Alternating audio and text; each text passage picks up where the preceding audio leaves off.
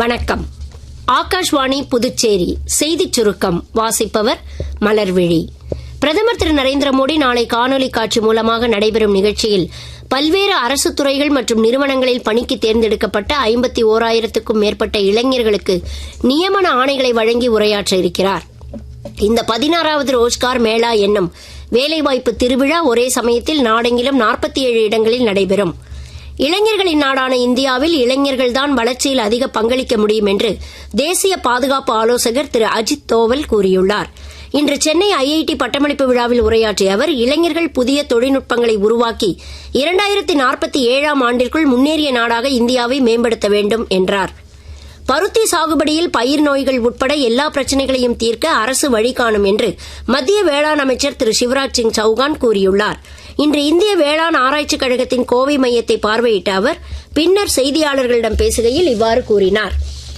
மத்திய சிறு குறு மற்றும் நடுத்தர தொழில்துறை இணையமைச்சர் திருமதி ஷோபா கரந்த்லஜே கயிறு உற்பத்தி தொழில் தொடர்பாக பொள்ளாச்சியில் இன்று நடைபெற்ற கூட்டத்திற்கு தலைமையேற்றார். பொள்ளாச்சியில் உலகத்தரம் வாய்ந்த கயிறு பரிசோதனை கூடமும் பயிற்சி மையமும் அமைக்கப்படும் என அவர் தெரிவித்தார். மத்திய உள்துறை அமைச்சகத்தின் கீழ் செயல்படும் ஆட்சி மொழித்துறையின் பொன்விழாவை ஒட்டி ஹைதராபாத்தில் இன்று நடைபெற்ற தென் பிராந்திய பேச்சுவார்த்தை மாநாட்டில் தமிழ்நாடு மத்திய பல்கலைக்கழகத்தின் ஆட்சி மொழி பிரிவினால் தயாரிக்கப்பட்ட மும்மொழி திருக்குறள் நாட்காட்டி வெளியிடப்பட்டது. புதுச்சேரி பல்கலைக்கழகத்தின் தொலைநிலை கல்வி இயக்குநரகத்தால் வழங்கப்படும் 20 பட்டப்படிப்புகளுக்கான மாணவர் சேர்க்கை தற்போது நடைபெற்று வருகிறது. வரும் ஆகஸ்ட் 31ஆம் தேதி வரை தொலைநிலை கல்வி இயக்குநரகத்தின் இணையதளம் மூலம் விண்ணப்பங்களை சமர்ப்பிக்கலாம் என்றும் அறிவிக்கப்பட்டுள்ளது.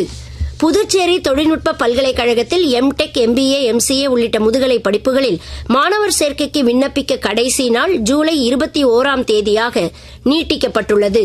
இத்துடன் இந்த செய்திச் சுருக்கம் நிறைவு பெறுகிறது.